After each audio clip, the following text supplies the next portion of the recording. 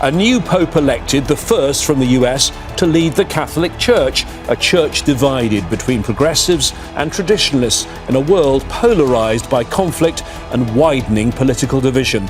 What role might Pope Leo play within his church and on the world political stage? This is Inside Story.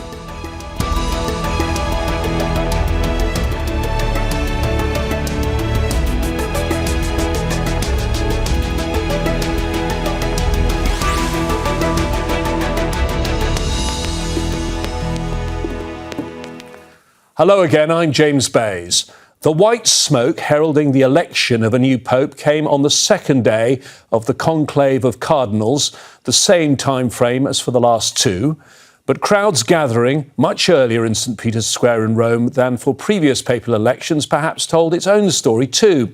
Those hoping for a man in the mould of his predecessor, Pope Francis, will have been cheering the loudest. While the first ever from the US, much of Pope Leo XIV's career has been in Peru working with the marginalised. He takes over as religious leader of 1.4 billion Catholics at a time of change within the Church. It's now strongest in the developing world or global south, while the centre of power remains in the West. Tension between the progressive and traditional wings reflects in part the geographical divide too. Taking over at a time of worsening global conflict and division presents big political challenges for the new pope. So, what kind of man is he? What leadership role will he give, not just inside the church, but on the global political stage too? We'll talk to our panel of guests in just a moment. But first, this report from Laura Khan.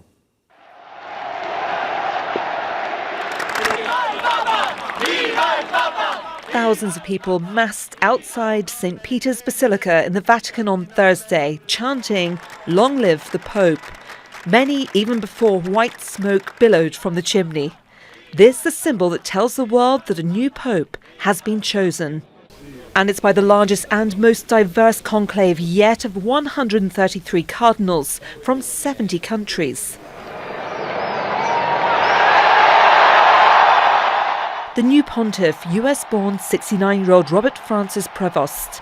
He's chosen the name Leo, making him Pope Leo XIV. A church that builds bridges, dialogue, always open to receive, like this. He has Peruvian nationality from his decades working there with marginalised communities. His ascent to the top has been rapid. He only became an archbishop in January 2023 and a cardinal a few months later. This is a picture of the three of us. His brother believes he will follow the steps of his predecessor, Pope Francis. I think he's got great concern for the plight of the poor, for the downtrodden, for the people who don't have a voice.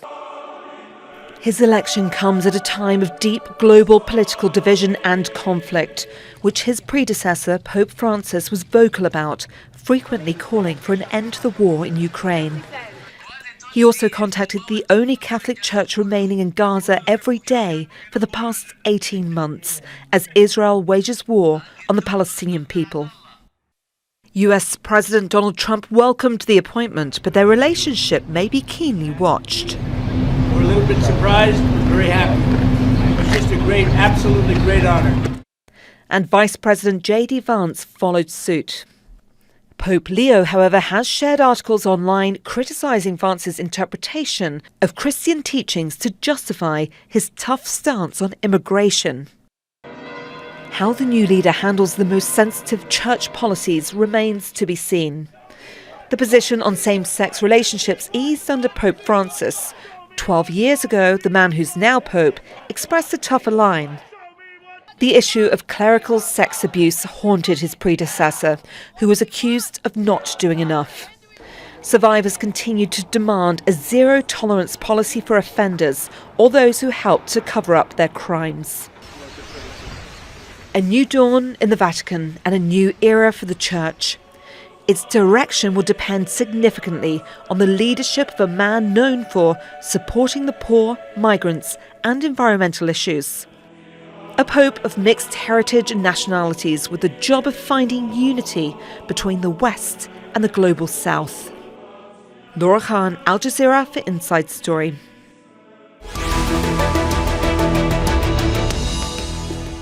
Well, let's discuss all of this further with our panel of guests today. And joining us from Chicago, Father Stan Ilo, Research Professor of World Catholicism at DePaul University and President of the Pan-African Catholic Network. From Boston, also in the US, Joanne, Professor Emerita in the Department of Religious Studies at the College of the Holy Cross.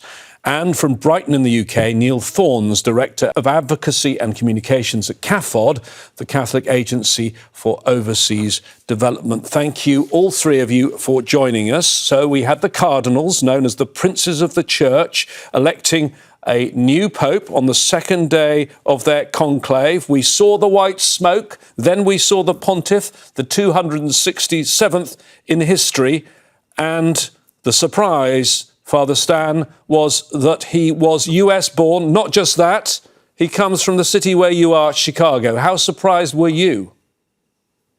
Well, God always surprises us, and the joy is palpable here in Chicago. But honestly, I wasn't surprised because in a program we did here with the local news 2 weeks ago, we kind of analyzed the U.S. candidates, and his name really came up because when you look at his profile, he has the profile indeed of a pope.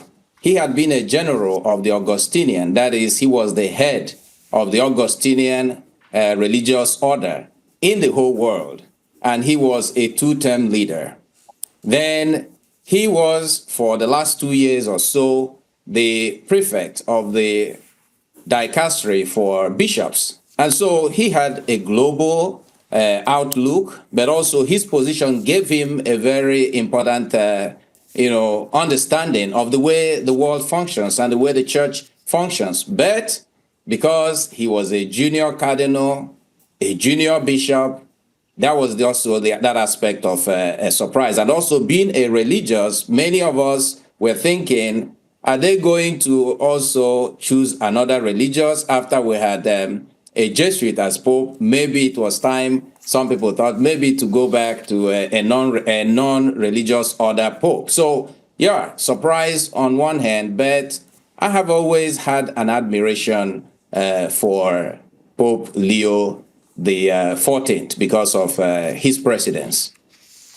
Joanne, I mean, in the past, I think people had always thought it was unlikely that a pope would ever be chosen who was born in the United States. But it's worth stating, this pope has probably, I think, worked more of his life in his ministry outside the US than inside the US, and is a naturalized Peruvian citizen.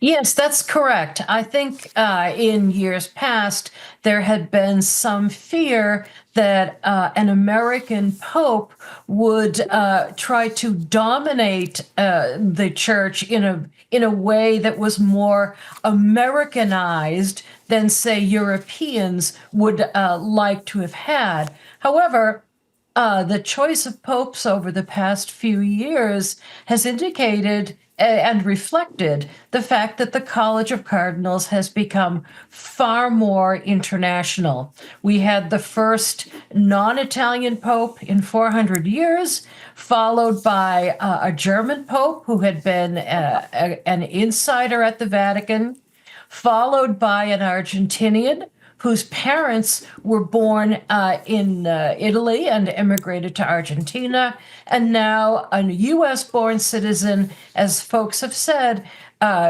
who has spent not only years of time ministering in Peru, but as the prior general of his religious order, has traveled across the globe.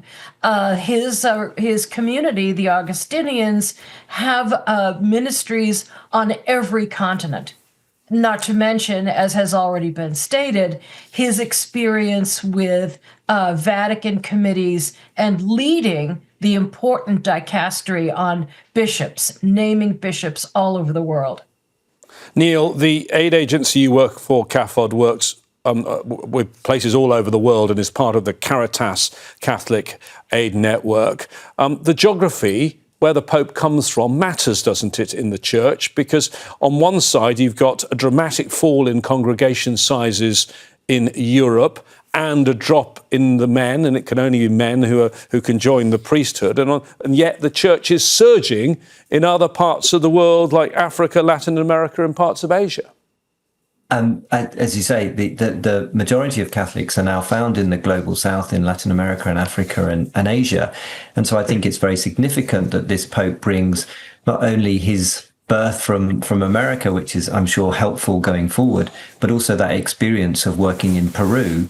And I think being able to bring forward, I think, into his pontificate, the issues which communities such as in Peru are facing, whether that be climate change, whether that be an unfair financial system, I think, or some of the conflicts which we've seen around the world. So I think he's got that first-hand experience. But I think also being able to balance that with the fact that he is from America, and he probably understands, if you like, that the church in North America or European. So I think he has a very nice balance which he brings. Father Stan, there are an estimated 1.4 billion Catholics around the world, and there's not just a geographical division going on. There are other divisions, divides between those labelled progressives and conservatives, and I think it's not quite as simple as that, and we'll probably get into that later in the discussion. Some believe this Pope is the candidate who can bridge the divide. He's the compromise candidate. But isn't there potentially, Father Stan, a problem with that? Because sometimes compromises end up pleasing no one. Yeah, thank you for that question. The world is changing, and the Catholic Church must change with the times, but without changing its core fundamental teachings that many Catholics believe is divine revelation. But to go to the new Pope, most of the other popes before him became global as a result of the papacy. They began to travel around the world when they became Pope.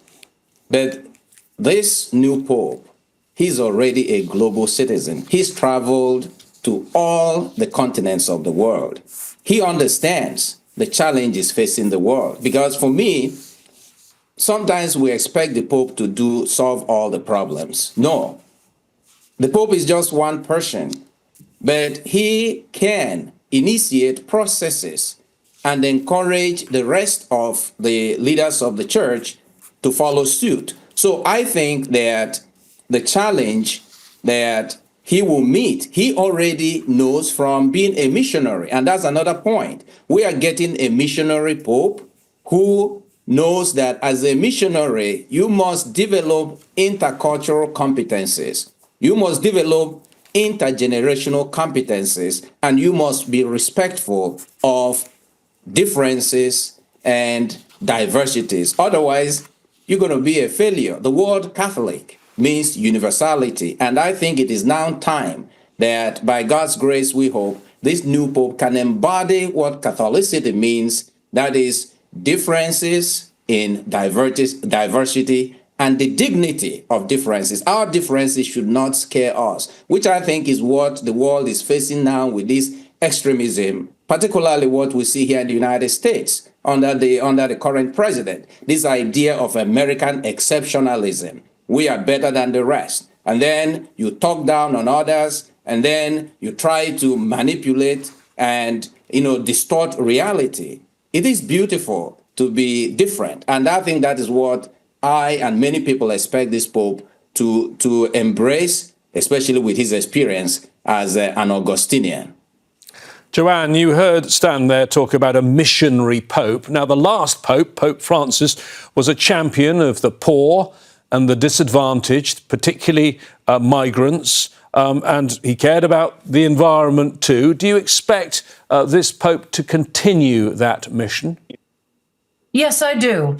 And I think that was communicated, first off, when we learned the papal name that he had chosen, Pius XIV. His predecessor, more than 100 years ago, wrote a very important encyclical, a letter to the entire church about the rights of working people at an age when industry was beginning to, was flourishing and becoming treating workers almost as if they were machines themselves. He advocated strongly for the rights of workers, for safe living conditions, a good wage, and really condemning the poverty in which a lot of them had to live. That set the stage for the development of social justice thinking for the rest of the 20th and into the 21st century. So his name alone makes a statement about that. And certainly in his travels around the world and ministry in Peru, he has had plenty of experience dealing directly with those who are poor, those who are migrants, those who are displaced, those who are suffering. Joanne, very interesting what you say. Very interesting, Joanne, what you say about what's in a name. That he has chosen the name Leo. Of course, until a few hours ago, he was Cardinal Robert Provost, and his friends called him Bob, we're told. But now he is Pope Leo. Neil, with regard to these issues of social justice and championing the poor and those disadvantaged, and particularly migrants, how important is that in your work? Because it's a pretty bad situation, isn't it, around the world? The political winds are against aid work around the world. I think that's very true, but I think also we have hope. Pope Leo comes from a strong tradition with Pope Francis, but equally before him, Pope Benedict and St. John Paul II. These people very much spoke out about the issues of our day. So whether that be, as you say, the migration. So Pope Francis has talked about the fact that the Mediterranean has become a cemetery of poor bodies coming across from Africa and other countries. So whether it's that or whether it's the climate crisis, which we know is affecting all countries around the world and which countries are just not doing enough about, and actually having a voice in the Vatican being able to speak about these things. And interestingly, I think one of the things which the Pope is able to do, which probably no one else is able to do in the world, is really hone down into why these things are happening. So if we think about the financial system, an unfair financial system at the minute, which is really crippling low-income countries and really hurting poor communities, they're spending more on unfair debt repayments than they are in health and education. And it's the Pope who can say, actually, the financial system is wrong. It's broken and it needs to rebalance itself and have at the heart of it poor communities, or the poorest and the people, rather than profit. And I think that's what I'm sure, as Joanna said, choosing the name Leo, I think it's really a voice. It's a kind of indicator that he's interested in about what the poor communities are in a world which is fractured and in a bit dysfunctional at the minute, a bit like it was in the Industrial Revolution when the last Pope Leo came in. Father Stan, there are very controversial issues, though, aren't there, for the Church? For example, same-sex relationships, the issue of women and what role women should play in the Church. On same-sex relationships, Pope Francis said, "Who am I to judge?" And yet Pope Leo, when he was not a pope, in fact, when he was an archbishop, was critical of same-sex relationships and criticised the media for sympathy for beliefs and practices that are at odds with the gospel. That, of course, though, those comments were back in 2012. How do you think he's going to navigate these sort of social issues? Yeah, the good thing is that we are getting a pope who is really an intellectual on one hand, a missionary on the other, and a friend of the poor as well. So, like Joanne pointed out about Leo XIII, the other thing Leo XIII did was that he promoted and advanced Catholic intellectual tradition. He called on Catholic scholars to engage the world through dialogue, through demonstrating the validity or the rationality of your belief. Many people criticize Pope Francis, saying, oh, he wasn't clear about his teaching, he was just an activist. Now you're getting a Francis redo, someone who will do most of the things that Pope Francis did, but who will also demonstrate the rationality of why, or the logic of why, the teachings and practices of the Catholic Church. And I think that we need to get in that dialogue. It's not enough to retrench from the world and say, this is our teaching. The world is complex today, and we expect, and I hope, that Pope Leo will engage the conversation about the place of women in the church, will engage the conversation about people who feel marginalized because of their sexuality or because of the color of their skin, and not just cite documents from the church. Those are not the things that young people will understand. Oh, this is our tradition. We need to demonstrate that our morality and our faith is also something that can be demonstrated through reasoning that we all can advert to as rational human beings. So I think that is what the dialogue, and if you remember yesterday, he talked about building bridges. How can you build bridges? You have to understand the other side of the coin. Look at different perspectives, and then gradually we can arrive at a collective global wisdom that can help us to live with diversity without burning ourselves up. Joanne, one of the other big issues, of course, is sexual abuse scandals that have taken place and have tainted the church in recent years. There is no suggestion he personally has done anything wrong, but and maybe this would have come up with any candidate. There's some criticism in Peru of mishandling an investigation by him. In Chicago, and it's some time back, there's suggestion his officers didn't warn a Catholic school that a priest had been moved to a monastery that was near the school. And of course, he's been in charge of selecting bishops, and that potentially, if there's any problem with any of those bishops down the line, that might come back to haunt him as well, mightn't it not? Yes, it might. I haven't really read that much about issues that occurred during his episcopacy and leadership of the Augustinians, but it is it is an ongoing problem, and it's been addressed very clearly in the United States.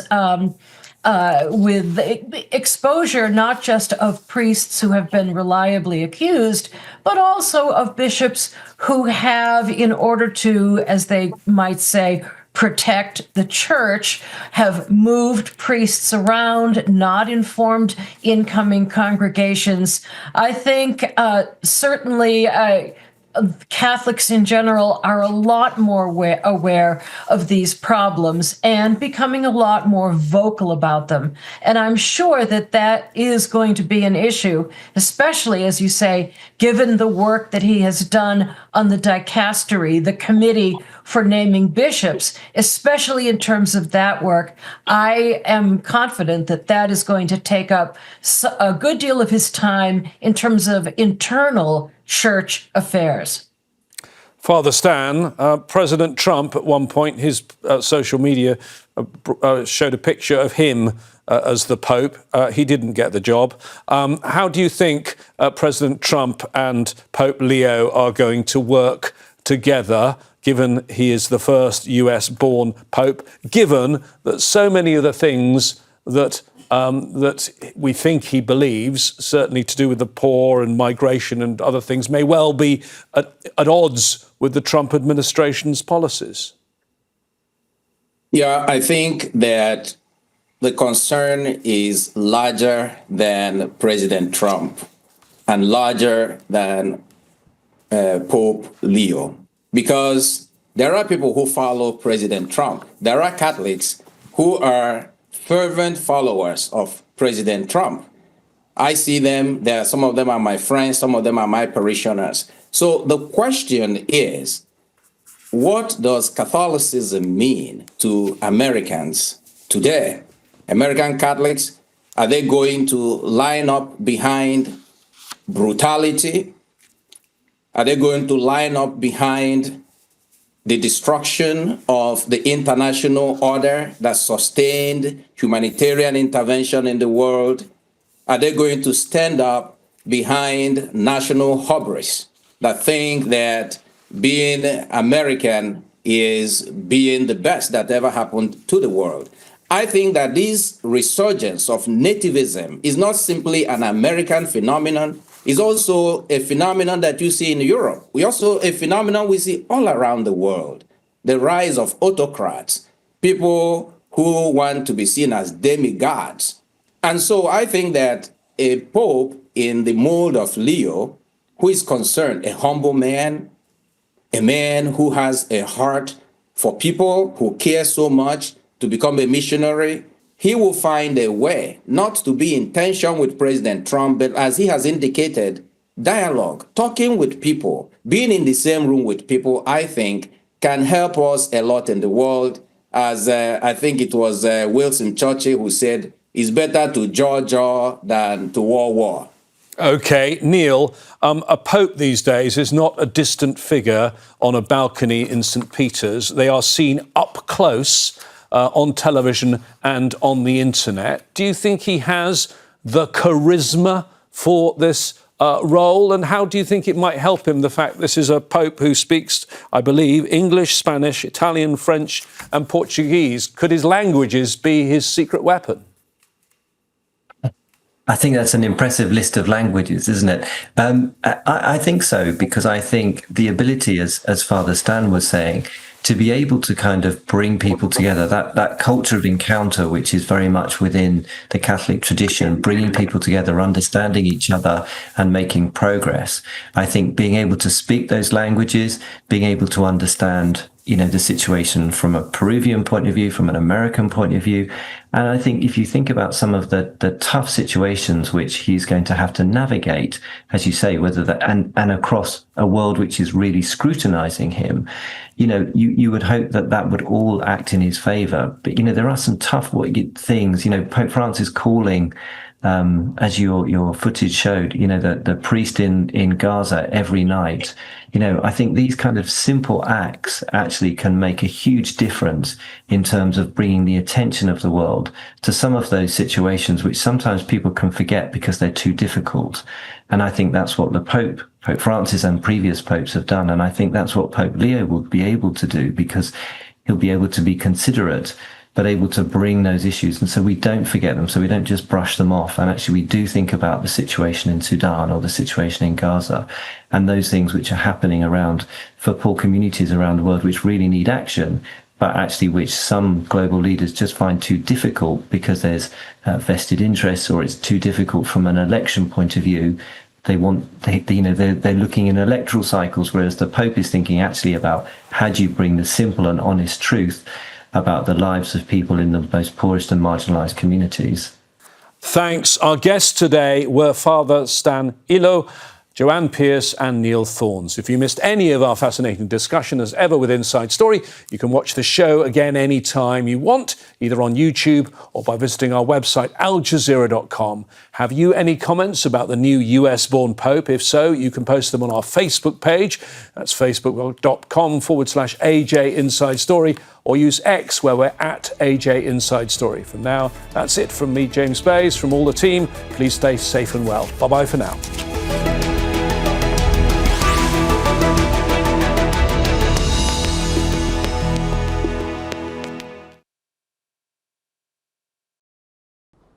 Make sure to subscribe to our channel to get the latest news from Al Jazeera.